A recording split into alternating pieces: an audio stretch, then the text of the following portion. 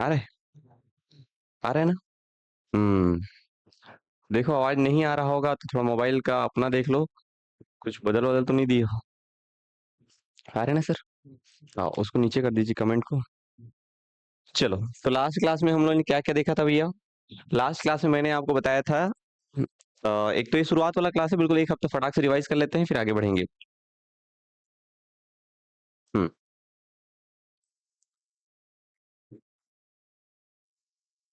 चलो, भारत का सामान्य परिचय देख रहे थे, है ना। भारत के सामान्य परिचय में बताया मैं आपको कि भारत जो है वह उत्तरी गोलार्ध में है कि दक्षिणी में है तो उत्तरी में है, पूर्वी में है कि पश्चिमी में है तो पूर्वी में। और भारत ये जो ग्लोब है अपने एक्सिस पे कैसे घूम रहा है तो पश्चिम से पूर्व की ओर। भारत का विस्तार बोलेगा इस ग्लोब में कौन से महाद्वीप में है बोलेगा तो एशिया महाद्वीप। ठीक है, और एशिया महाद्वीप के भी दक्षिण एशिया में, ऐसा करके। फिर बताए हैं अक्षांशीय विस्तार इसका कितना है तो 8 डिग्री 4 मिनट से 37 डिग्री 6 मिनट। ठीक है। अगर आपको बोलेगा देशांतर विस्तार तो 68 डिग्री 7 मिनट से लेके 97 डिग्री 25 मिनट। और देशांतर तो है, और लेकिन भारत चूंकि पूर्व के साइड में है इसलिए है पूर्वी देशांतर। ऐसे करके ध्यान रखना है, ये एकदम कॉन्सेप्ट क्लियर है सबका। नाम तो नहीं डुबोगे मेरा तो, नहीं ना। हाँ। चलो, उसके बाद फिर मैंने आपको बताया कि भारत की जो उत्तर से दक्षिण की लंबाई है वो है 32-14, और पूर्व से पश्चिम की लंबाई है 29-33। ये बिल्कुल बेसिक बेसिक बातें देखें। नामकरण के बारे में देखें हम लोग कि नामकरण में सबसे पहले भारत का नाम था आर्यव्रत। आर्यव्रत में फेमस राजा, मतलब पुराने लोग आर्य थे, आर्य में फेमस राजा था भरत, नाम पड़ गया भारत। रहते थे सिंधु नदी के किनारे, व्यापार करने आते थे ईरान के लोग, कहते थे उसको हिंदू, नाम पड़ गया हिंदुस्तान। और यूनान के लोग आते थे, कहते थे इसको इंडस, नाम पड़ गया इंडिया। ऐसे करके देखें हम। ठीक है। उसके बाद देखें क्षेत्रफल 32,87,263 वर्ग किलोमीटर, जो कि विश्व के कुल भूभाग का है 2.4%, और विश्व में हमारा स्थान है 7वां। हमसे बड़े देश की बात करें तो रूस, कनाडा, चीन, अमेरिका, ब्राजील, ऑस्ट्रेलिया, भारत। 8वां नंबर में याद रखना है अपने को अर्जेंटीना, कजाकिस्तान, अल्जीरिया। ये सब याद रखना है, कल इस सब का हम लोग एमसीक्यू करेंगे। ओके, ये वाला चैप्टर आज में हो जाएगा हमारा फर्स्ट चैप्टर। उसके बाद देखिए 28 राज्य और 8 केंद्र शासित प्रदेश। अब इन 28 राज्यों में सबसे बड़ा राज्य है कौन सा, राजस्थान। राजस्थान के नीचे मध्य प्रदेश, मध्य प्रदेश के ऊपर उसके बाद महाराष्ट्र। ठीक है, देख के तो नहीं बता रहे हो ना, पक्का। ठीक, महाराष्ट्र, महाराष्ट्र की साइड में गुजरात, नीचे साइड में, ऊपर साइड में, 10वें नंबर में तमिलनाडु। छोटे की बात करेंगे सबसे पहले, सीधा नीचे साइड में नागालैंड, काम चल जाएगा। चलो, केंद्र शासित प्रदेश में सबसे पहले लद्दाख, लद्दाख के नीचे 3रा नंबर में, चौथा में, 5वां में, छठवा पौंडीचेरी, 7वां, 8वां लक्षद्वीप। ऐसे करके पढ़े, ये हो गया हमारा। चलो, उसके बाद देखिए हम लोग कर्क रेखा पर विस्तार और आईएसटी रेखा का विस्तार। तो कर्क रेखा जो है भारत के कितने राज्यों से जाता है, 8। आईएसटी रेखा कितने राज्यों से जाता है, 5। कर्क रेखा में क्रम से बताओ, गुजरात, राजस्थान, मध्य प्रदेश, छत्तीसगढ़, झारखंड, पश्चिम बंगाल, त्रिपुरा, मिजोरम। याद है। ऊपर से नीचे बताओ उसका आईएसटी का, यूपी, मध्य प्रदेश, छत्तीसगढ़, उड़ीसा, आंध्र प्रदेश। तो क्या याद है। ऐसे कितने राज्य हैं जिससे दोनों रेखा गुजरती है, 2। कौन कौन से, छत्तीसगढ़। दोनों का कटान बिंदु कहाँ है, छत्तीसगढ़ में। वेरी गुड, चलो इतना पढ़ लिया आप लोग, क्या बात है। ठीक, और आगे बढ़ते हैं। नेक्स्ट हमने देखा है भारत का अंतिम बिंदु के बारे में। तो सबसे उत्तरी बिंदु का नाम है इंदिरा कॉल, सबसे दक्षिणी बिंदु का नाम है केप कमोरिन। हाँ, उधर बैठ जाइए जहां भी जगह मिले आपको। ठीक है, केप कमोरिन। सबसे पूर्वी बोलेगा तो किबिथु, और सबसे पश्चिमी बोलेगा तो गुहार माता। ये सब बताने की जरूरत नहीं है, मेरे ख्याल से याद होगा, ऐसा मैं उम्मीद कर रहा हूँ, है ना। मेरे को धोखा नहीं देना। ठीक है। चलिए, उसके बाद देखिए अंतरराष्ट्रीय सीमा रेखा के नाम। अंतरराष्ट्रीय सीमा रेखा की बात करेंगे तो टोटल जो लंबाई है अंतरराष्ट्रीय सीमा रेखा की वो है 15,200। कुल कितने राज्य हैं जो कि अंतरराष्ट्रीय सीमा बनाते हैं, कितने केंद्र शासित प्रदेश, उन 16 राज्यों में सबसे लंबा अंतरराष्ट्रीय सीमा पश्चिम बंगाल, सबसे छोटा अंतरराष्ट्रीय सीमा नागालैंड। और कितने ऐसे देश हैं जो कि हमारे साथ अंतरराष्ट्रीय सीमा बनाते हैं? 7। अब उन देशों का लंबाई के आधार पे क्रम बोलेगा तो सबसे पहले ब बांग्लादेश, च चीन, प पाकिस्तान, न नेपाल, में म्यांमार, भूत भूटान, अफवाह अफगानिस्तान। हम चल जाएगा इससे, ये हो गया हमारा। उसके बाद देखें बॉर्डर के नाम। ठीक, पाकिस्तान के साथ जो पहला बॉर्डर है उसका नाम रेड क्लिफ। कब खींचा गया? 1947 में। और ये रेड क्लिफ कितने राज्यों को टच करता है? 3 राज्य, 2 केंद्र शासित प्रदेश। एकदम क्लियर है। ऊपर में आएंगे हमको पाकिस्तान के साथ में मिलेगा LOC। किसके किसके बीच में? POK और भारत। POK की राजधानी बोलेगा। और ये LOC कब खींचा गया है? इतना हो गया। चलो, दूसरा है डुरंट। अच्छा, अफगानिस्तान। अफगानिस्तान के साथ में सीमा रेखा का नाम डुरंट। कब खींचा गया है? 1893 में। ठीक है जी। और केवल लद्दाख के साथ में या POK के साथ में बॉर्डर बनाता है, बोल सकते हैं। ठीक है, चलिए साइड में आएगा चीन। चीन के साथ में टोटल 2। एकदम जो बड़ा वाला है मैकमोहन। कब खींचा गया? 1914। कौन सा समझौता? शिमला समझौता। कितने राज्य? 4 राज्य। कितने केंद्र शासित प्रदेश? 1 केंद्र शासित प्रदेश। दूसरे बॉर्डर का नाम LOAC। 2 जगह हैं जहां पे कब्जा किया है वो अक्साई चीन और हमारा नीचे वाला भारत। कब कब्जा किया? 1962 में। साइड में आएंगे नेपाल। ठीक है, नेपाल कितने राज्य? 5। कोई स्पेसिफिक बॉर्डर नहीं है। साइड में भूटान। कितने राज्य? 4। कोई स्पेसिफिक बॉर्डर नहीं है। साइड में आएंगे म्यांमार। बॉर्डर का नाम अराकान व्योमा पर्वत। कितने राज्य? 4। नीचे आएंगे बांग्लादेश। बांग्लादेश में कितने राज्य? 5। और रेखा का नाम रेड क्लिफ। कब खींचा गया? 1947 में।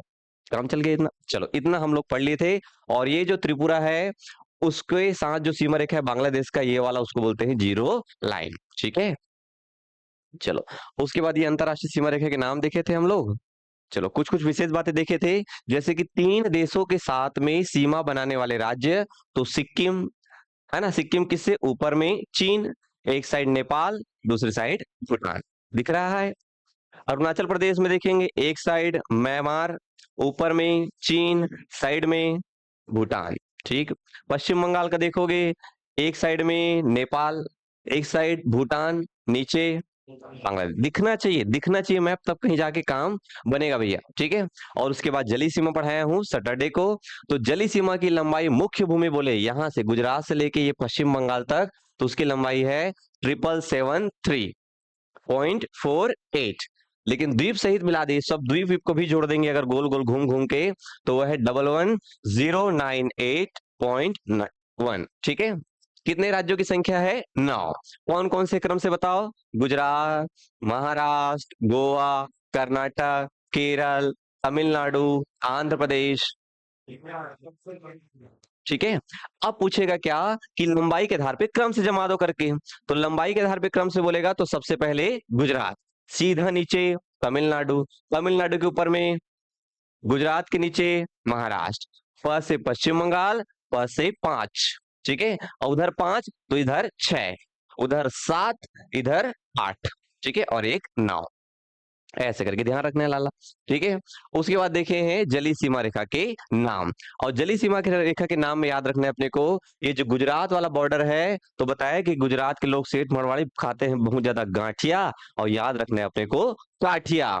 ठीक है। नीचे याद रखना है गोवा की भाषा है कोंकणी, और वहां का जो तट है उसका नाम है कोंकण। क से कर्नाटक और क से कनारा। केरल के लोग एकदम माला माल, तो मालाबार। और तमिलनाडु के लोग भी मंडल हैं, तो कोरो मंडल। और जो मंडल होगा उसी की बनेगी सरकार, मतलब उत्तरी सरकार। और जो सरकार बनाएगा वो जिएगा रॉयल वाला जीवन, तो रॉयल सीमा। ऊ से उड़ीसा और उसे उत्कल। और याद रखना है पश्चिम बंगाल में दीघा या वैगा। इतना ये है सीमा रेखा के नाम। उसके बाद मैंने बताया कि कुछ स्पेसिफिक जगह हैं जिनको हमको ध्यान में रखना है, जैसे कुछ टर्मिनोलॉजी, जैसे कि खाड़ी। तो खाड़ी क्या है? तो खाड़ी वह जली भाग है जो कि 3 दिशाओं से भूमि से घिरा रहता है। जैसे ये दिख रहा है आपको जल वाला हिस्सा, ये इधर से भी भूमि से घिरा है, इधर से भी और इधर से भी। तो वैसे ये कच्छ की खाड़ी है, एक खंभात या कैम्बे की खाड़ी है, और ये वाला जो पूरा एरिया है वो बंगाल की खाड़ी है। ठीक है, ये ऊपर वाला एरिया कहलाता है पाक की खाड़ी, और ये जो नीचे वाला एरिया कहलाता है मन्नार की खाड़ी। पाक की खाड़ी कहाँ है? तो श्रीलंका वाले एरिया में। मन्नार की खाड़ी कहाँ है? तो तमिलनाडु वाले एरिया में। आगे बताऊंगा इसके बारे में। निवेशिका या क्रीक क्या है? तो निवेशिका या क्रीक वह सकरा जलीय भाग है जो सागर के तट पर स्थित है और भूमि खंड की ओर क्या है? धसा हुआ है। जैसे यहाँ पे अगर पानी अंदर की ओर से धस जाए हल्का हल्का, जैसे यहाँ पे सागर है और ये सागर ऐसे अंदर की ओर धस जाए, मान लो जाए, तो उसको क्या बोलेंगे हम लोग? निवेशिका। लेकिन पतला धसा होना चाहिए एकदम। ठीक है, उसको बोलेंगे निवेशिका। तो ऐसे दो निवेशिका याद रखना है। एक का नाम है सर क्रीक जो कि भारत और पाकिस्तान की सीमा पर है, और एक का नाम है कोरी निवेशिका जो कि कहाँ है? कच्छ के रण में। चलिए, उसके बाद बताया जल संधि के बारे में। तो जल संधि क्या है? वह सकरा जल मार्ग है जो दो स्थल खंड को अलग कर सकता है या दो वाटर बॉडीज को जोड़ता है। तो वैसे ही यहाँ पे देखने को मिल रहा है, ऊपर में भारत, नीचे श्रीलंका। तो दोनों को जो अलग करने वाली संरचना है उसको बोलते हैं पाक जल संधि। वैसे ही यहाँ पे एक द्वीप है कोको द्वीप जो कि म्यांमार का द्वीप है। ठीक है, ये कोको द्वीप किसका है? म्यांमार का। और ये उत्तरी अंडमान, अंडमान निकोबार मतलब भारत का है। इन दोनों के बीच में जो अलग करने वाली संरचना है उसको बोलते हैं कोको जल संधि। वैसे ही यहाँ पे सुमात्रा द्वीप है जो कि इंडोनेशिया का भाग है, और ये अंडमान का लास्ट वाला पार्ट ग्रेट निकोबार, इसको अलग करने वाली संरचना को बोलते हैं ग्रेट या महान चैनल। तो ये सब के बारे में हम लोगों ने लास्ट क्लास में देखा था। और उत्तर से दक्षिण के क्रम में जमाने के लिए बोलेगा ये संरचना को, यहाँ पास जो भी संरचना है उसको। तो सबसे ऊपर में पाक की खाड़ी, पाक की खाड़ी के बाद ये द्वीप का नाम है पंबन द्वीप, और इस पंबन द्वीप के बाद ये ब्रिज ब्रिज जो है भगवान राम वाला उसको बोलते हैं आदम ब्रिज या एडम्स ब्रिज, और सबसे नीचे में क्या है? ये मन्नार की खाड़ी। ठीक है, तो इतना अपने को ध्यान में रखना है भैया। ठीक है जी, यहाँ पे लिखा भी होगा ये, है ना, जमाने के लिए। विशेष बात यह है कि पंबन द्वीप जो है तमिलनाडु में स्थित है, और पंबन द्वीप का जो लास्ट भाग है वो रामेश्वरम है, और रामेश्वरम का भी जो अंतिम भाग है वो क्या है? धनुष कोंडी। ऐसा करके ध्यान रखना है। चलिए आज लिखिए समुद्री सीमा रेखा के नाम। आज का चैप्टर थोड़ा सा छोटा है, जल्दी हो जाएगा, फिर ये चैप्टर हमारा फिनिश।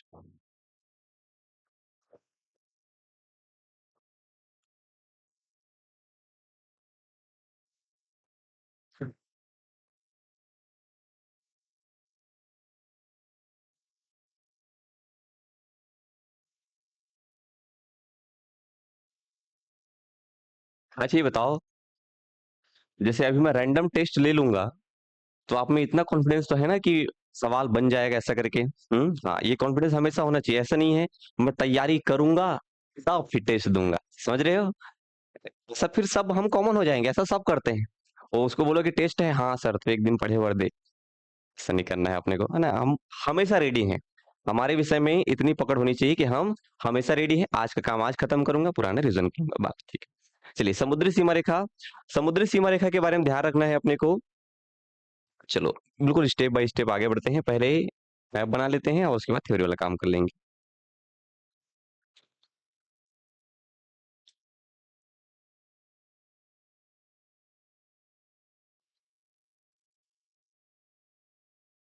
अभी थोड़ा सा आप लोग ना बनाए मैप तो ज्यादा अच्छा है, थोड़ा रुक जाइए। ओके, थोड़ा सा वेट कर लीजिए फिर बनाना। देखो, अब इसको ऐसा बेंड बना रहा हूँ उसके पीछे कारण है, नहीं तो इसको ऐसे सीधा सीधा खींच देता। तो आप लोग को बाद में मिटाना पड़ सकता है, इसलिए थोड़ा ठहर जाइए। तो ये हमारा भारत है। इधर सागर वाला हिस्सा है बंगाल की खाड़ी, नीचे भी सागर वाला हिस्सा है हिंद महासागर, और इधर भी सागर वाला हिस्सा है अरब सागर। मतलब ये नीचे क्या है? वाटर बॉडी है। ठीक है, और इस मैप में अगर आप लोग देखेंगे जैसे ग्लोब में, तो जैसे ये भारत वाला हिस्सा है ना, तो ये अरब सागर वाला हिस्सा है, नीचे हिंद महासागर दिख रहा है, यहाँ पे बंगाल की खाड़ी दिख रही है आप लोग को। तो आज जो हम लोग पढ़ने वाले हैं वो विशेष इस बात पे है कि सागर में हम कितना दूरी जाएं और हमको कितना अधिकार मिलेगा। क्या अगर हम एकदम हमारे भारत के करीब है तो हमारा अधिकार ज्यादा रहेगा? है नहीं, कॉमन सी बात है। वो अपने घर के किनारे रहते हैं, ज्यादा तक ज्यादा ताकत महसूस करते हैं। अब बलरामपुर से आ गए यहाँ भाई यश अपना, तो थोड़ा सा संभल के रहेगा, लड़ाई झगड़ा नहीं करना है करके। वहां रहे तो इधर देता हूँ एक, है कि नहीं? वहां आदमी थोड़ी डरेगा भाई यार, लेकिन यहाँ डरने वाली बात नहीं, लेकिन आदमी सेफ खेलता है कि जितना कम हो सके लड़ाई झगड़ा करके, है कि नहीं? कैसे भैया प्रहलाद जी? वही वाली बात है। तो आज हम लोग देखेंगे कि जैसे जैसे हम लोग कोई भी देश जैसे जैसे अपने सीमा से समुद्र की ओर आगे बढ़ता है तो उसका जो अधिकार है समुद्र पर वो धीरे धीरे क्या होते जाता है? कम होते जाता है। ये आपका मुख्य पॉइंट है। जैसे एकदम दूर में चले जाएंगे, यहाँ पास एकदम दूर में, तो एकदम दूर में जाएंगे तो बोलेंगे सबका अधिकार बराबर बराबर ऐसा करके, लेकिन जब पास में रहेंगे तो अधिकार थोड़ा सा आपको ज्यादा मिलेगा, उसी के बारे में अपने को आज देखना है, ठीक है। तो इन सब से रिलेटेड समुद्र में जब अधिकार वाली बात चल रही थी, तो सब लोग बोलते हैं कि यार यार देखो, अगर यहाँ पे मान लो जाइए श्रीलंका है, ठीक है, श्रीलंका है जी पास में, तो श्रीलंका और हमारे बीच में तो भैया बहुत कम जगह है समुद्र का, तो श्रीलंका बोलेगा महुला आधा दे दे और तहु आधा रख ले, ऐसा करके, है कि नहीं यार। तो बोलते हैं कि चलो एक काम करते हैं, सब लोग मिलके एक मीटिंग बुला लेते हैं, और उस मीटिंग में डिसाइड कर लेंगे कि कितना दूरी तक तुमको एकदम संपूर्ण अधिकार होगा, और कहाँ थोड़ा आगे जाने पर अधिकार थोड़ा सा बट जाएगा, ऐसा करके। तो उसके लिए एक सभा बुलाया गया, एक समिति बनाई गई, एक संगठन बनाया गया जिसको कहते हैं यूएन क्लॉस, ठीक है। तो एक शब्द आपको सुनने को मिलेगा समुद्री सीमा रेखा से रिलेटेड, यूएन क्लॉस, ठीक है। और ये यूएन क्लॉस का मतलब क्या है, तो इसका मतलब है यूनाइटेड यूनाइटेड नेशन, ठीक है, United Nation on United Nation UN clause, उल्टा लिख दिया हूँ यार मैं तो, है ना। मैं बोल रहा हूँ भाई, इधर से तो कुछ चालू नहीं हो रहा है यहाँ पे। तो United Nation Convention, United Nation Convention on the United Nation Convention on the law, नियम, लॉ ऑफ द सी, ये एक सम्मेलन हुआ जिसको कहते हैं UNCLOS, United Nation Convention on the law of the sea, सागर में किसका कितना अधिकार होगा उसके लिए एक नियम बनाया गया भैया, ठीक है जी, सबकी सहमति के साथ में। और उसमें कहा गया कि जैसे जैसे आप समुद्र की ओर आगे बढ़ते जाएंगे, वैसे वैसे आपका जो अधिकार है वो कम होता जाएगा, और समुद्र में स्पेसिफिक दूरी तय कर दी कि 12 नॉटिकल मील, एक शब्द प्रयोग करेंगे नॉटिकल मील, जैसे नॉर्मल जगह में दूरी मापने के लिए किलोमीटर का यूज करते हैं, वैसे ही जब समुद्र में दूरी मापते हैं तो उसके लिए नॉटिकल मील का प्रयोग करते हैं। तो एक और शब्द लिख लीजिए, नॉटिकल मील, नॉटिकल मील लिखिए, समुद्र में दूरी का मापक इकाई, तो समुद्र में दूरी मापने के लिए जो मापक इकाई यूज करते हैं उसका नाम है नॉटिकल मील। एक नॉटिकल मील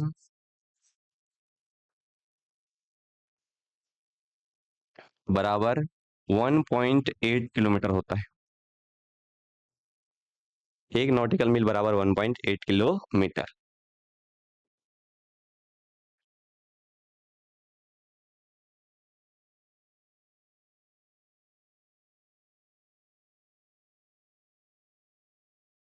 ठीक है, चलो अब आगे बढ़ते हैं भैया समुद्र की ओर। ये पूरा एरिया क्या है आपका, समुद्र वाला है, ठीक है, ये पूरा एरिया समुद्र है। तो हालांकि हम लोग, मैं इसको आपको भारत के एग्जांपल से बता रहा हूँ कि भारत के पड़ोसी देश में क्या फर्क, या भारत का समुद्र पर कितना अधिकार होगा, ये केवल भारत के संदर्भ में नहीं है, ये श्रीलंका के भी संदर्भ में है, ये पाकिस्तान के संदर्भ में भी है, ठीक है। ये दक्षिण अफ्रीका जब अपने समुद्र की ओर बढ़ेगा तब भी उसके में यही नियम लागू होगा, अगर यहाँ पे ब्राजील इधर समुद्र की ओर बढ़ेगा तब भी उसमें यही नियम लागू होगा, मतलब सब देश का सेम है। यहाँ पे हम लोग एक देश के एग्जाम्पल के रूप में देख रहे हैं भारत को, ठीक है।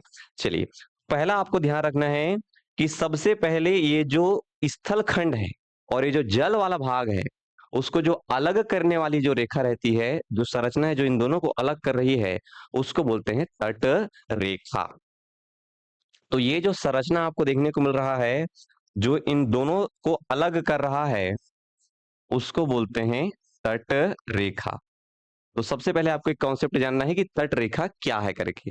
तो जो स्थल खंड और जल खंड को अलग करने वाली संरचना है, उसको क्या बोलेंगे, तट रेखा। चलिए लिख लीजिए एक नाम, मैप ना लास्ट टर्म बना लेना, ठीक है, या तो जगह छोड़ दे रहो मैप के लिए, पहले थ्योरी वाला काम पीछे करते रहो। तो एक शब्द सुनने को मिलेगा आपको, तट रेखा, ठीक है, कोस्टल लाइन बोलते हैं इसको इंग्लिश में। तट रेखा क्या है, तो स्थल खंड और जलीय भाग को अलग करने वाली संरचना। तो स्थलखंड और जलीय भाग को अलग करने वाली जो संरचना है उसको क्या बोलते हैं हम लोग? तट रेखा। अब ये जो तट रेखा है वो सोच के देखो, कभी क्या एकदम सीधी रहेगी क्या हमेशा? नहीं, जिग जैग जैसे रहेगा, एकदम कटाफटा जी। कहीं पे ज्यादा पानी अंदर की ओर घुसा है, कहीं पे तट बाहर की ओर निकला है, ऐसा रहेगा? एकदम तो नहीं है सीधा रेखा से जैसे स्केल रख के खींचे हैं वैसी, है ना? तो ये जो तट रेखा है, जब इसको हम लोग ऐसे एक सीधी लाइन से मिला देते हैं, ऐसा करके ये जो तट रेखा है, जब इसको एक सीधी लाइन से मिला दिया जाता है तो इस रेखा को कहते हैं बेस लाइन। ये जो दूसरा रेखा है इसको कहते हैं बेस लाइन। चलिए, तो एक शब्द आप लोग लिख लीजिए यहाँ पे, बेस लाइन। ये सब बाद में यूज होगा, टर्मिनोलॉजी है। बेस लाइन, तो तट रेखा को मिलाने वाली सीधी रेखा। ठीक है, तट रेखा क्या होती है? कटी फटी होती है। तो उस कटी फटी तट रेखा को जब हम लोग एक सीधी रेखा से मिला देते हैं तो उसको क्या कहते हैं? Base line. याद हो रहा है? ठीक है, इधर आपका क्या नाम है जी? लीसा साहू। ठीक, ग्रेजुएशन हो गया आपका? 12th? ठीक, वेरी गुड। देख रहे हो, अभी के बच्चे ऐसे ही है। 12th के बाद अच्छी बात है, आप सीरियस है अपने फ्यूचर को लेके। ठीक है, तो बेस लाइन याद रखना है, तट रेखा को मिलाने वाली सीधी रेखा, उसको क्या कहेंगे? Base line. वो कॉन्सेप्ट क्लियर हुआ? चलो, अब इस बेस लाइन और इस तट रेखा के बीच में, ये तट रेखा ऊपर है, नीचे क्या है? Base line. यहाँ पे सागर का पानी होगा कि नहीं होगा बताओ? होगा ना, यहाँ पे थोड़ा बहुत जी, ये हल्का हल्का यहाँ पे बीच बीच में ऐसा पानी होगा। ये, तो ये जो हल्का हल्का पानी है जो कि बेस लाइन और तट रेखा के बीच में है, इसको एक स्पेसिफिक नाम से जाना जाता है जिसको कहते हैं आंतरिक सागर, इंटरनल सी, आंतरिक सागर। ठीक, तो आपको बोलेगा कि आंतरिक सागर क्या है, तो बताना है बेस लाइन और तट रेखा के मध्य जो सागर है उसको क्या कहेंगे? आंतरिक सागर। चलो लिख लो इसको,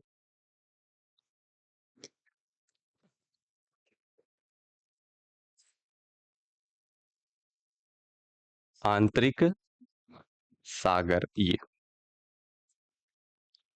बेस लाइन और तट रेखा के मध्य का सागर। तो बेस लाइन और तट रेखा के मध्य का जो सागर है क्या कहलाता है? आंतरिक सागर। और इस आंतरिक सागर में संबंधित जो देश है, मैं केवल यहाँ पे भारत शब्द यूज नहीं कर रहा हूं, किसी भी देश की बात हो, संबंधित शब्द यूज कर रहे हैं। संबंधित देश का होगा संपूर्ण अधिकार।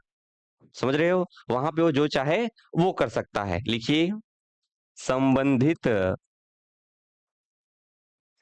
संबंधित देश का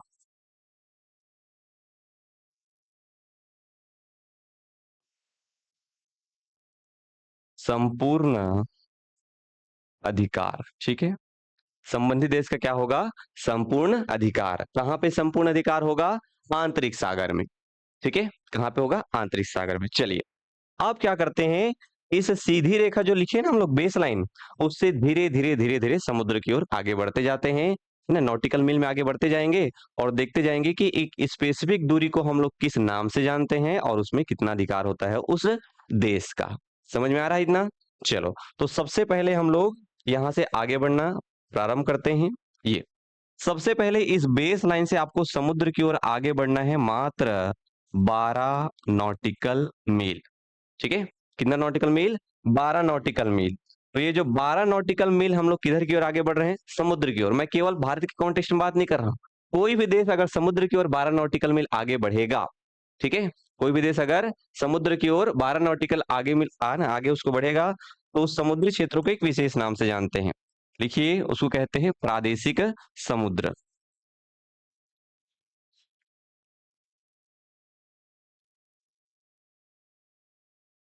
ये तो बेस लाइन से 12 नॉटिकल मील तक का जो क्षेत्र है उसको किस नाम से जाना जाता है? प्रादेशिक समुद्र। और इस प्रादेशिक समुद्र में भी संबंधित देश का होता है संपूर्ण अधिकार। एकदम सिंपल है ये तो।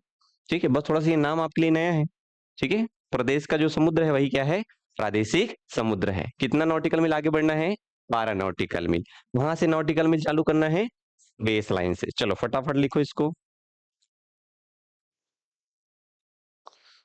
आंतरिक सागर के बाद प्रादेशिक समुद्र। ये प्रादेशिक समुद्र क्या है बोलेगा, तो बेस लाइन से 12 नॉटिकल मील दूर का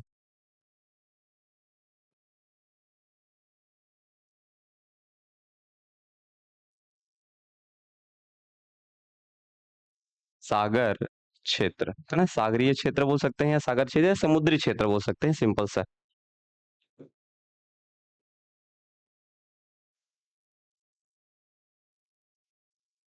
ये तो बेस लाइन से जब हम लोग 12 नॉटिकल मील समुद्री क्षेत्र की ओर जाएंगे तो उसको क्या बोलेंगे, प्रादेशिक समुद्र। ठीक है, याद करना भी पूछूंगा भैया। ठीक है, तो बताओ, शक्तिमान लोग ध्यान नहीं दे रहे हो। ये बताओ मेरे को, 1 नॉटिकल मील में कितना किलोमीटर होता है, 1.8 किलोमीटर। ठीक है, और स्थल खंड और जल खंड को अलग करने वाली संरचना क्या कहलाती है, तट रेखा। तो ये तट रेखा कटी फटी होती है, और इसको सीधा मिलाने वाली रेखा क्या बोलते हैं, बेस लाइन। और बेस लाइन और तट रेखा के बीच का सागर, और यहाँ देश का होगा संपूर्ण अधिकार। ठीक है, और इस बेस लाइन से हमको कितना नॉटिकल मील आगे बढ़ना है अब, 12 नॉटिकल मील। और इस 12 नॉटिकल मील तक का जो समुद्री क्षेत्र है वो क्या कहलाएगा, प्रादेशिक समुद्र। और इस प्रादेशिक समुद्र में क्या होगा, संपूर्ण अधिकार। लिखिए, संबंधित देश का संपूर्ण अधिकार। ठीक है, संबंधित देश का संपूर्ण अधिकार होगा वहां पे। चलो और आगे बढ़ते हैं। ये 12 नॉटिकल मील आगे बढ़ गए। अब यही बेस लाइन से अगर हम लोग और आगे बढ़े 24 नॉटिकल मील। ठीक है, बेस लाइन से आगे बढ़ना है अपने को 24 नॉटिकल मील। ये इसको कहते हैं संलग्न क्षेत्र, संलग्न क्षेत्र। ठीक, ये अब बना सकते हैं मैप आप लोग। ठीक है, मैप अगर चाहे तो बना सकते हैं, ऐसा जिगजैग जिगजैग करके। इधर थोड़ा जगह रखना बस, है ना। मैप में इधर जगह रखना नीचे के साइड में कॉपी में, ताकि इधर हम लोग आगे बढ़ सके। हम्म, हाँ, दोनों दोनों को मिला के 24 नॉटिकल मील। बोल सकते हैं कि प्रादेशिक समुद्र जहां पे खत्म हो रहा है वहां से तो 12 ही है, लेकिन स्टार्ट कहाँ से करना है इसको, बेस लाइन से। जितना भी डाटा पढ़ेंगे सब बेस लाइन से। ठीक है, बेस लाइन से 12, बेस लाइन से 24, ऐसा करके। अब यहाँ पे वो जो चाहे वो नहीं कर सकता है, ये ना, यहाँ पे संपूर्ण अधिकार उसका नहीं होगा। यहाँ पे क्या क्या अधिकार हो सकता है, जैसे कोई इधर श्रीलंका विलंका का आदमी या इधर इंडोनेशिया का आदमी इधर घूमने उमने आ गया, दे पैसा। है कि नहीं, भाई अपने एरिया में घूमने आए हैं तो पैसा तो लेंगे।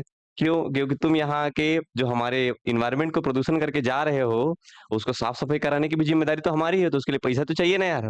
तो यहाँ पे हमारा संपूर्ण अधिकार नहीं होगा, लेकिन क्या क्या अधिकार होगा, तो जैसे यहाँ पे मछली वछली मिल रहा है, अपना है। ठीक है, कोई दूसरा आके नहीं पकड़ सकता उसको। तो यहाँ पे मछली वछली मिल गया, यहाँ पे खनिज वनिज मिल गया, तेल वगैरह द्वीप वगैरह मिल गया, कोई कोई बीज बाज में जी, वो सब क्या होगा, हमारा। लेकिन एकदम जो चाहे वो नहीं कर सकते यहाँ, है ना। एकदम जो चाहे वो नहीं कर सकते, लेकिन कुछ कुछ चीजें जो बताई गई वो कर सकते हैं। जैसे कि जो सीमा शुल्क है वो वसूल कर सकते हैं, कि तुम आ रहे हो तो पैसा दो तब जाना, ऐसा करके। इसके ऊपर से कोई जहाज उड़ रहा है, दे पैसा, समझ रहे हो। तो इन सब में हमारा कंट्रोल हो सकता है, लेकिन जो चाहे वो नहीं कर सकते हैं। जो यहाँ पे कर सकते हैं सब प्रादेशिक समुद्र में और आंतरिक सागर में। चलिए लिखिए इसके बारे में, संलग्न क्षेत्र।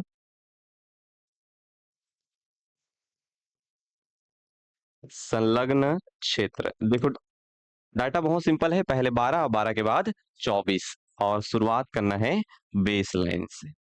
बेस लाइन से 24 नॉटिकल मील दूर का समुद्री क्षेत्र। ठीक है, चलिए याद रखना इसमें, संबंधित संबंधित देश को संपूर्ण अधिकार नहीं होगा। ठीक है, संपूर्ण देश को, सॉरी, संबंधित देश को संपूर्ण अधिकार नहीं होगा, कुछ लिमिटेड अधिकार होंगे। ठीक है, तो क्या क्या लिमिटेड अधिकार होगा? जैसे कि सीमा शुल्क, सीमा शुल्क वसूलना है, मान लो जाए कोई प्रवासी कानून है, कोई बाहर से जो प्रवास कर रहा है जी हमारे यहाँ, वो सब जो यहीं पे लागू होगा, तो उसको बोलते हैं अप्रवासी कानून। ये तो सीमा शुल्क वसूलने का अधिकार, अप्रवासी। अब सीमा शुल्क वसूल रहे हो तो जो आदमी यहाँ प्रदूषण फैला के जा रहा है उसको साफ भी तो हमें को करना है। तो पर्यावरण स्वच्छता, पर्यावरण स्वच्छता संबंधी अधिकार। ठीक है, पर्यावरण स्वच्छता संबंधी अधिकार, ये सब अधिकार यहाँ पे आपको देखने को मिलेंगे। संपूर्ण अधिकार नहीं है, लेकिन सीमा शुल्क है, अप्रवासी कानून है, पर्यावरण स्वच्छता संबंधी अधिकार, मछली पकड़ सकते हैं, द्वीप मिल गया, वो सब यहीं पे है ना, लिख लो। और ये द्वीप, खनिज, मछली, तेल पर अधिकार, ये सब भी आपको यहाँ देखने को मिलेगा। तो पहले संपूर्ण अधिकार था, संपूर्ण अधिकार से थोड़ा कम हो गया, अधिकार किसमें आ गया? सीमा शुल्क, अप्रवासी कानून, पर्यावरण स्वच्छता संबंधी अधिकार, द्वीप, खनिज, मछली, तेल, इन सब। आगे बढ़ेंगे थोड़ा अधिकार और कम हो जाएगा, हो सकता है सीमा शुल्क वसूल ना कर सके। अब श्रीलंका वहीं से राउंड मार मार के भाग रहा है, मछली वाले लोग अंदर नहीं आऊंगा भाई, लेकिन पैसा भी नहीं दूंगा, यही से देख लूंगा भारत को, ऐसा करके, समझ रहे हो? अब ये क्या हो गया, 24 नॉटिकल मील। अब जैसे ही आदमी इधर से घूमते हुए यहाँ पे आया तो दे पैसा बोलेंगे, लेकिन आदमी यहीं से राउंड मार मार के भाग रहा है, अब पैसा देना मत पड़े करके, समझ रहे हो? तो 24 नॉटिकल के बाहर हम लोग सीमा शुल्क वसूल नहीं कर सकते, अधिकार थोड़ा सा कम हो जाएगा। चलो फटाक से लिखो उसको। तो एक हो गया 12 नॉटिकल मील, एक हो गया 24 नॉटिकल मील, और यहीं से हमको आगे बढ़ना है 200 नॉटिकल मील, 200 नॉटिकल मील। ये तो पहले 12, 12 के बाद 24, 24 के बाद 200 नॉटिकल मील। इसको कहते हैं अनन्य आर्थिक क्षेत्र, अनन्य आर्थिक क्षेत्र। ठीक है, एक्सक्लूसिव इकोनॉमिक जोन,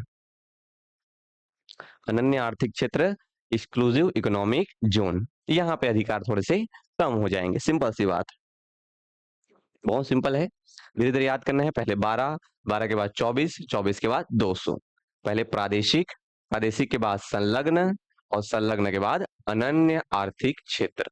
ठीक है, एक्सक्लूसिव इकोनॉमिक जोन। आगे बढ़े, चलो फटाक से लिख लीजिए इसके बारे में, अनन्य आर्थिक क्षेत्र।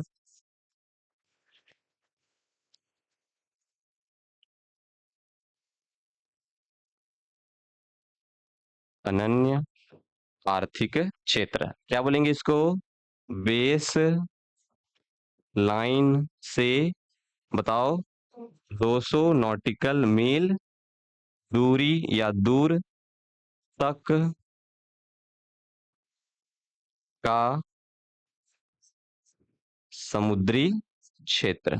ठीक है, बेस लाइन से जो 200 नॉटिकल मील तक जाएंगे तो उसको क्या बोलेंगे? अनन्य आर्थिक क्षेत्र। और इस अनन्य आर्थिक क्षेत्र में संबंधित देश को संपूर्ण अधिकार नहीं होगा, ना ही वहां पे वो सीमा शुल्क वसूल कर सकता है, ना ही वहां पे अप्रवासी कानून लागू होगा, ना ही पर्यावरण स्वच्छता की जिम्मेदारी है उसकी। तो वहां पे क्या कर सकता है वो? कोई द्वीप मिल गया, द्वीप में कोई खनिज मिल गया है, खनिज में हो सकता है तेल मिल जाए, तेल में मछली फ्राई करके खा जाए क्लिक। तो द्वीप, द्वीप, खनिज, तेल, मछली पर अधिकार, समझ में आ रही बात? लेकिन संपूर्ण अधिकार नहीं है, थोड़ा अधिकार कम हो गया।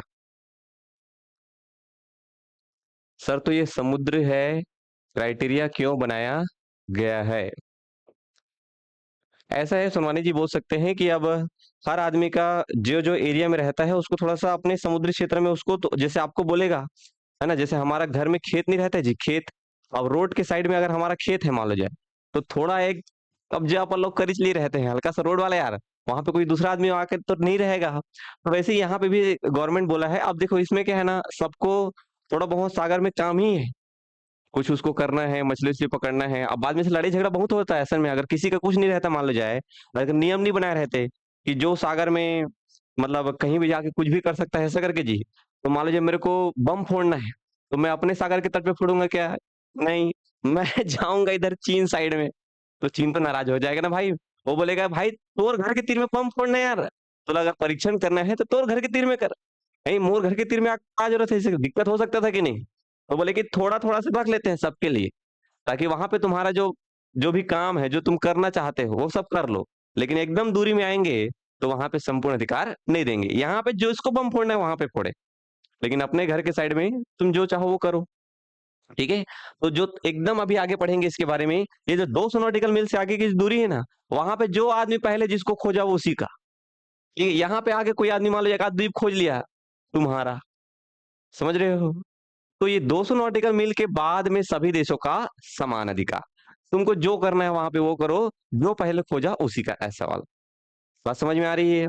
तो ये आपको ध्यान रखना है, समुद्री क्राइटेरिया थोड़ा सा बनाना जरूरी है घर के पास वाले एरिया में, ताकि अगर आपको कुछ प्रयोग वयोग करना है ना जी, उसमें आपको मदद मिल सके। समझ रहे हैं बात को? चलो, तो ये हो गया आपका 12 नॉटिकल मील, 24 नॉटिकल मील, 200 नॉटिकल मील और 200 नॉटिकल मील से भी अधिक। लिख लीजिए लास्ट। सर हम्म 200 नॉटिकल मील तक जो एरिया, हम्म पूरा एरिया है हम्म बेस लाइन से, बेस हम्म लाइन से लेकर पूरा को बोलेंगे क्या? बेस लाइन से पूरा आपका 200 नॉटिकल मील है। पूरा को अरण्य क्षेत्र बोलेंगे। हाँ, पूरा अनन्य क्षेत्र है यहाँ तक। ठीक है, लेकिन उस अनन्य क्षेत्र में जो 24 नॉटिकल मील है वो क्या है? संलग्न। और उस संलग्न प्लस अनन्य की शुरुआत के 12 नॉटिकल मील क्या कहलाएंगे? प्रादेशिक समुद्र। क्षेत्र है उसको अरण्य क्षेत्र में बोल सकते हाँ, बोल सकते हैं, मतलब बोल सकते हैं कि आ, जैसे परिवार है ना, एक परिवार है, उस परिवार में एक कपल है, मम्मी और पापा, और उस कपल में मम्मी इंडिविजुअल है, पापा इंडिविजुअल है। समझ रहे हो बात को? वैसे ये एक गोला है, इस गोले के अंदर एक चतुर्भुज है, इस चतुर्भुज के अंदर एक त्रिभुज है, तो ये त्रिभुज इस गोले में भी है, लेकिन इस त्रिभुज की अपनी आइडेंटिटी है। ये चतुर्भुज इस गोले के अंदर है, लेकिन इस चतुर्भुज की कुछ अपनी आइडेंटिटी है। जैसे मैं यहाँ पे लिख दे रहा हूं एक, यहाँ पे दो और यहाँ पे तीन, तो बोलूंगा कि तीन कहाँ है, तो बोलोगे गोले के अंदर में है करके। दो कहाँ है, तो गोले के भी अंदर में है, चतुर्भुज के भी अंदर में है। बात समझ में आ रही? भाई पूरा तो गोला ही है ना। एक को बोलोगे तो एक त्रिभुज के भी अंदर है, गोले के भी अंदर है, चतुर्भुज के भी अंदर है। बात समझ में आ रही है? तो एक बड़ा कॉन्सेप्ट क्या है? अनन्य आर्थिक क्षेत्र। और उससे भी बड़ा कॉन्सेप्ट है उच्च सागर, बोलेंगे एक नया शब्द सुनने को मिलेगा आपको, उच्च सागर। ये 200 नॉटिकल मील से जो आगे का भाग है उसको बोलते हैं उच्च सागर। ठीक है, बेस लाइन से यहाँ, चलो उसको तो उच्च सागर अलग कॉन्सेप्ट हो गया। यहाँ को अगर देखिए हम लोग, तो बेस लाइन से ये जो पूरा एरिया क्या कहलाएगा? अनन्य आर्थिक क्षेत्र। अब इस अनन्य आर्थिक क्षेत्र में तुम क्या क्या कर सकते हो? तो इस अनन्य आर्थिक क्षेत्र में तुम क्या क्या कर सकते हो? देखो, इस अनन्य आर्थिक क्षेत्र में तुम द्वीप, अब बात को समझने का प्रयास करना, द्वीप तुमको यहीं पे मिले तब भी तुम्हारा अधिकार है, द्वीप तुमको यहां पे मिले तब भी अधिकार है, द्वीप यहां पे मिले भी अधिकार है। क्लियर हो रहा है? द्वीप में खनिज मिल जाए, यहां पे मिले, यहां पे मिले, यहां पे मिले, सब में अधिकार होगा। तो मैं ये तो नहीं लिखवाया हूं कि अनन्य आर्थिक क्षेत्र में तुम सीमा शुल्क वसूल कर सकते हो। सीमा शुल्क एक स्पेसिफिक एरिया तक ही वसूल कर सकते हो, लेकिन द्वीप हो गया, खनिज हो गया, तेल हो गया, मछली, वो सब यहां से भी यहां तक। लेकिन जैसे ही थोड़ा करीब आए तो यहां तक तुम द्वीप, खनिज, तेल अधिकार तो है, लेकिन अधिकार थोड़ा सा और बढ़ गया। जैसे कि सीमा शुल्क, अप्रवासी कानून, पर्यावरण स्वच्छता, थोड़ा और करीब आए तो अधिकार थोड़ा सा और बढ़ गया। अब यहाँ पे तुम जो चाहे वो कर सकते हो। समझ में आ रही चीजें? ये वाला एग्जांपल समझ में आया है ना? तो पूरा एरिया क्या कहलाएगा? अनन्य आर्थिक क्षेत्र। उसके अंदर कुछ स्पेसिफिक क्षेत्र क्या कहलाएगा? संलग्न। उसके अंदर का कोई विशेष क्षेत्र क्या कहलाएगा? प्रादेशिक समुद्र। बताओ, इसमें कंफ्यूजन है यश? पक्का? देखो, जब भी आप लोग को हल्का कंफ्यूजन लगता है ना, तो प्रेशर में नहीं आना है, नहीं समझ में आ रहा है तो सर 2-3 बार पूछ ले, समझ में आ रहा? खाओ। ऐसा नहीं करना है, ऐसा नहीं करना है आपको, एकदम अपने आप में प्रेशर लेना ही नहीं है आपको। नहीं समझ में आया है, नहीं समझ में आया है। यहाँ पे हमारा जैसे बहुत सारा इज्जत है नहीं जो हम बचा सकें, ठीक है? स्टूडेंट लाइफ में ऐसा रहता है ना यार कि सामने वाला, बाकी सबको समझ में आ रहा है, मुझे ही समझ में नहीं आ रहा है ना? बाकी सब मचा रहे हैं, हम ही रह जा रहे हैं। ऐसा नहीं करना है, बाद में आपको तकलीफ दे सकता है। ओके, तो समझ में आया तो समझ में आया, नहीं आया तो नहीं आया। हो सकता है क्लास में आपको अच्छे से एक्सप्लेन नहीं कर पा रहा हूँ, तो फिर अकेले बैठा के बताऊंगा, लेकिन बताऊंगा, ठीक है? ये ऑफलाइन में पॉसिबल है, ऑनलाइन वालों को कहाँ से बता पाऊंगा, उनका थोड़ा सा मजबूरी हो जाता है कि उतना इफेक्टिव क्लास नहीं हो पाता है उनके लिए, क्योंकि अप्रोच उतनी या रीच नहीं पहुंच पाती है, उतना जुड़ाव नहीं हो पाता है। बाकी आप लोग जितने लोग यहाँ पे बैठे हुए हैं, एकदम ईमानदारी से बताया करो, कुछ समझ में आए तो ठीक, नहीं आए तो भी ठीक। भाई यहाँ सीखने ही आए हैं हम लोग, एक बार में नहीं समझ में आएगा, दूसरे बार में समझ में आएगा यार। ओके, तो एडजस्ट नहीं करना है अपने आप से, एक सब्जेक्ट की बात नहीं कर रहा हूँ, किसी भी सब्जेक्ट में आपको एडजस्ट करने की जरूरत नहीं है। आप यहाँ पे सीखने आए हैं और आपको सीख के ही जाना है चीजों को। ओके, समझ में आ रही है? हल्का सा भी आपको एडजस्ट नहीं करना है, आया तो ठीक, नहीं आया तब भी बताना है, ठीक है? ज्योति, संदीप भैया, प्रहलाद जी, कौशल भैया। चलो, तो ये समझ में आ रही चीजें आपको? कैसे जी, ये हो गया ना कॉन्सेप्ट? चलो आगे बढ़ते हैं। दोस्त अनन्य आर्थिक क्षेत्र में आए थे क्या हम लोग? लिख लिया उसके बारे में? ये कहाँ गया जी? अनन्य आर्थिक क्षेत्र बेस लाइन से 200 नॉटिकल मील दूर तक का समुद्री क्षेत्र, द्वीप, खनिज तेल, मछली पर केवल इतना ही अधिकार है वहां तक, ठीक है? इतना ही अधिकार है। कॉन्सेप्ट बहुत लग रहा है क्या, कॉम्प्लेक्स लग रहा है क्या? क्लियर है ना? पक्का? इधर आपका साहू जी, ठीक है? हाँ, चलो आगे बढ़ते हैं। नेक्स्ट लिखिए,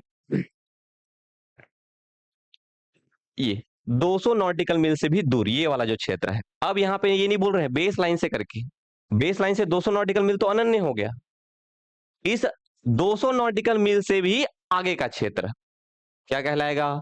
उच्च सागर, जहां पे सभी देशों का होगा समान अधिकार। ये वाला जो एरिया है इसको कहते हैं उच्च सागर। ये 200 नॉटिकल मील से आगे का क्षेत्र, ठीक है? अब ये उच्च सागर इसमें समाहित नहीं है ना? यहाँ पे हम लोग स्पेसिफिक लाइन खींच रहे हैं 200 नॉटिकल मील से आगे। यहाँ पे क्या बोल रहे हैं हम लोग? सब में बेस लाइन बोल रहे हैं, लेकिन यहाँ पे ये नहीं बोल रहे हैं कि बेस लाइन से है ऐसा करके, बोल रहे हैं बेस लाइन से 200 नॉटिकल मील और उस 200 नॉटिकल मील से आगे का क्षेत्र। क्लियर है? चलो लिखो,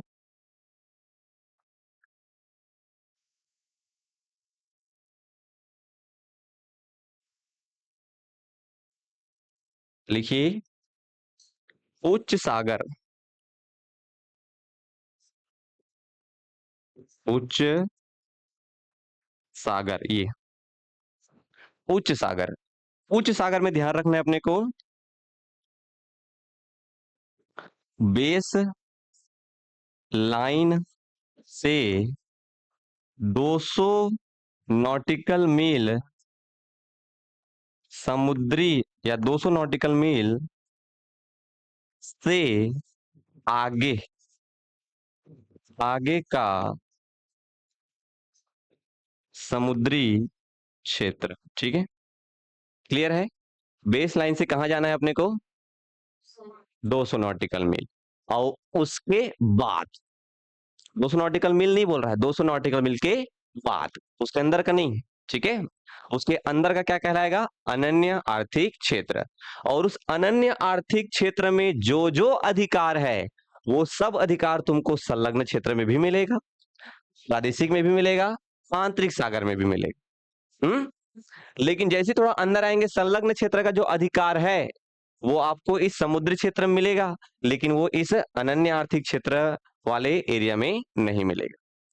है ना? समझ में आ रही है? ओके, एकदम क्लियर है सबको? हाँ, वैसे करके ध्यान रखना है भैया। चलो, इसके बारे में ध्यान रखना है अपने को। उच्च सागर क्या है? बेस लाइन से 200 नॉटिकल मील से भी आगे का समुद्री क्षेत्र, जहां पे होगा सभी देशों का समान अधिकार।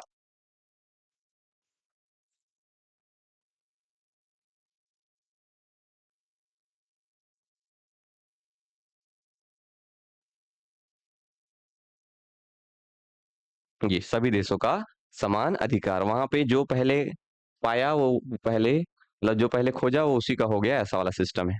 ठीक है जी। तो इतना आपको ध्यान रखना है समुद्री सीमा के बारे में, और ये पूरा पहला चैप्टर हमारा कंप्लीट हो गया है। ठीक है, जो फर्स्ट चैप्टर है हमारा भारत का सामान्य परिचय, उसमें हमको इतने सब टॉपिक पढ़ने थे। पहले हम लोग पढ़े हैं स्थिति एवं विस्तार, स्थिति एवं विस्तार के बाद नामकरण बताया, नामकरण के बाद अक्षांशीय और देशांतरी रेखा का विस्तार, मतलब उसमें कर्क रेखा और आईएसटी का विस्तार। ठीक है, और वही 28 राज्य, 8 केंद्र शासित प्रदेश, कौन कौन से राज्य है करके, उत्तरी बिंदु दक्षिणी बिंदु याद आ रहा है, अंतिम बिंदु वाला टॉपिक। और उसके बाद अंतरराष्ट्रीय सीमा रेखा, जलीय सीमा रेखा, समुद्री सीमा रेखा। ठीक है, तो इतना आपको ध्यान में रखना है, याद हो जाएगा आराम से। थोड़े नाम बस आपके लिए अजीब है, बाकी कॉन्सेप्ट तो बिल्कुल सिंपल है ना। पहले 12, 12 के बाद 24, 24 के बाद 200, 200 से ठीक। नाम बस थोड़े अजीब हैं। पहला जो नाम है, चलो ध्यान से देखते हैं अब। सबसे पहले याद रखना है अपने को, एक कटी फटी रेखा, जिसको कहते हैं तट रेखा, जो कि क्या कर रहा है, स्थलखंड और जलखंड को अलग करने का काम कर रहा है। सिंपल है। उसके बाद उस कटी फटी रेखा को क्या कर देते हैं, सीधी रेखा से मिला देते हैं, और इस सीधी रेखा को क्या कहेंगे, बेस लाइन। तो ये जो सीधी रेखा है और ये जो कटी फटी रेखा है, उसके बीच में हल्का हल्का क्या होगा, सागर वो होगा, पानी होगा, उसको क्या बोलेंगे, आंतरिक सागर। और उस आंतरिक सागर में संबंधित देश का होगा संपूर्ण अधिकार। और वहीं बेस लाइन से अब हमको आगे बढ़ते हुए जाना है समुद्र की ओर।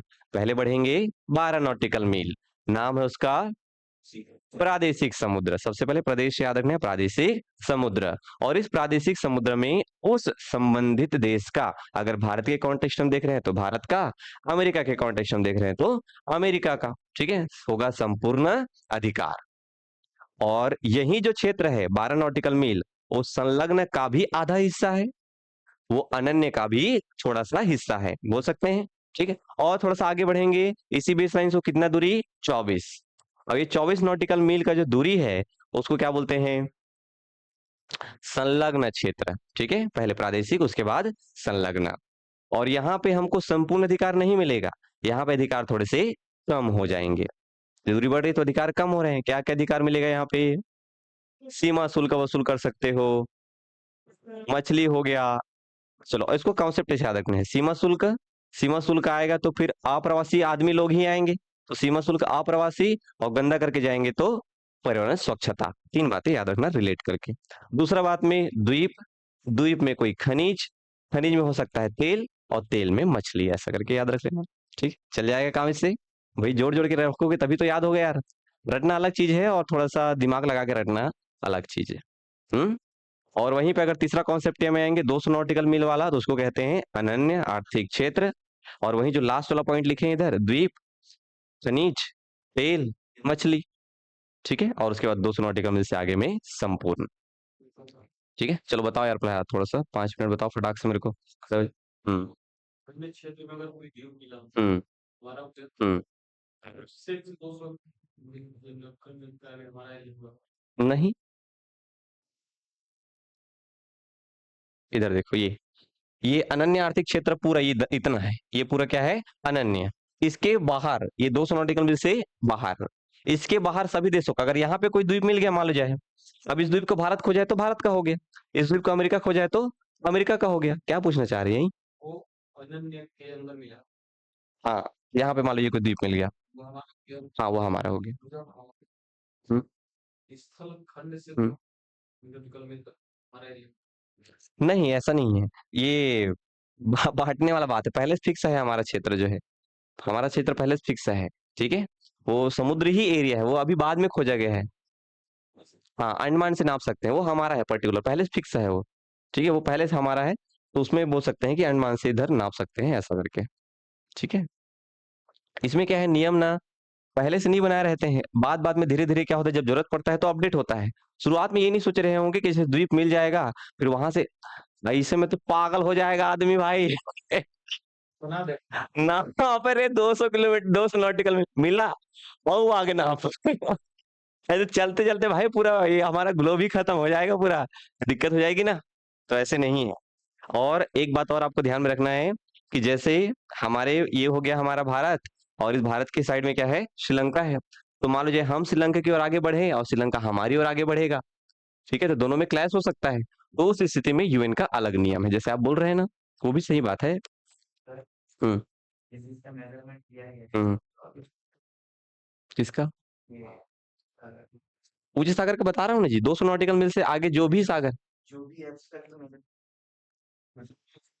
नहीं, ये सब पूरा है 200 नॉटिकल मील से जैसे यहाँ से आगे बढ़ रहे हैं, मान लीजिए कोई आदमी ये रूस है, अब रूस से इधर आगे बढ़ रहा है, रूस से आगे बढ़ रहा है तो 200 नॉटिकल मील तक कुछ हो गया, ये अनन्य आर्थिक क्षेत्र। उसके बाद आगे सब उच्च सागर है, ये पूरा क्या है? उच्च सागर। जो बच गया सब उच्च सागर है, वो बताया ना, ये मोर देन 200 नॉटिकल मील, ठीक है। उच्च सागर से 200 नॉटिकल मील से आगे का क्षेत्र जितना भी है, हजारों चले जाए कोई मतलब नहीं है उससे, वो सब किसके अंतर्गत आएगा? उच्च सागर। ओके। श्रीलंका का तो अलग डील होगा। हाँ, श्रीलंका हो गया या कोई और देश है, जैसे यहाँ पे पाकिस्तान भी है हमारा पड़ोसी, ठीक है। हाँ, ये सारे सवाल का होता है जी, जैसे ये हो गया भारत, और यहाँ पे क्या है? श्रीलंका। अब मैं बोलूंगा 200 नॉटिकल मील, तो मैं तो श्रीलंका को भी खा जाऊंगा। ठीक है, 200 नॉटिकल मील के अंतर्गत में जी पास है तो इसके लिए यूनाइटेड नेशन अलग से कानून बना रहता है, उसके लिए वो हमारे उतने इंपॉर्टेंट नहीं है। आप यहाँ थोड़ा आधा आप रख लीजिए, आधा थोड़ा आप लग लीजिए, ऐसा करके। जब तक कोई दूसरे देश का बॉर्डर नहीं आ रहा है तब तक आपको समुद्र में आगे बढ़ते जाना है, और ये नियम काम करेगी जो भी पढ़े हैं। तो जैसे यहाँ पे ये वाला जो क्षेत्र है वो हो गया आपका गुजरात, और यहीं से ये वाला जो एरिया है वो क्या है? पाकिस्तान का।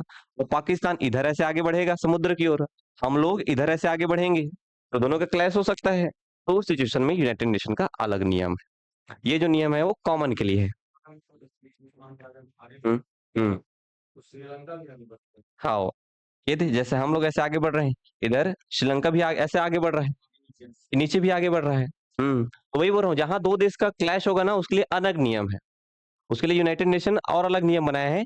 ये जो है वो कॉमन नियम है अगर कोई देश का बॉर्डर नहीं पड़ रहा है उस कंडीशन में, ठीक है। बहुत बड़ा एरिया है, यहाँ मैप में भले हमको छोटा लगता है, और 200 नॉटिकल मील दूरी के हिसाब से बहुत कम है, ठीक है, दूरी के हिसाब से बहुत कम है। भले यहाँ पे लगता है कि श्रीलंका बहुत पास है करके, लेकिन पर्याप्त मात्रा में दूरी है।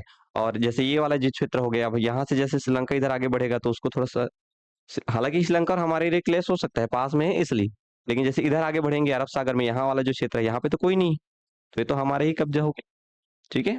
लेकिन हाँ, ये भी बोल सकते हैं कि ये जो नियम है वो नॉर्मली फंसते ही होंगे, क्योंकि कोई ना कोई देश तो आजू बाजू में है ही यार, है कि नहीं? तो फंसता ही होगा, लेकिन उतना हमारे काम का नहीं है। हमको बस ये जो कॉमन नियम है जो हमारे सीजीपीएससी में पूछा जाता है, व्यापम में पूछा जाता है, ठीक है जी। अभी जो हाल फिलहाल में एग्जाम होने वाले हैं जो भी, उस कंडीशन में हमको ध्यान रखना है। ओके। बाकी अगर इसकी जरूरत पड़ेगी तो उसको भी पढ़ा दूंगा, ठीक है। अगर लगेगा कि इस प्रकार के सवाल अभी तक नहीं पूछा गया है, उस प्रकार के सवाल उतना दूर गए नहीं है, यहीं पे आके दम तोड़ देता है या तो अगर उस लेवल का जैसे लगे, हो सकता है करके, तो उसमें भी काम कर लेंगे, ठीक है। ठीक है। हाँ, बाकी ये सब सवाल आपके बहुत अच्छे हैं, तो सवाल पूछने से बिल्कुल नहीं घबराना है किसी भी सिचुएशन में हो। प्रयास करिए कि समय जब ये जो लास्ट वाला रहता है ना, हम लोग करेंगे 5 मिनट बचा लेंगे हमारे लिए, ठीक है। कॉन्सेप्ट खत्म करने के बाद 5 से 10 मिनट बचा लेंगे ताकि हमारी चर्चा हो सके, और कोई भी आपके मन में सवाल है तो उसको क्लियर कर सके, ठीक है। चलो, हो गया, खत्म करें, ठीक है।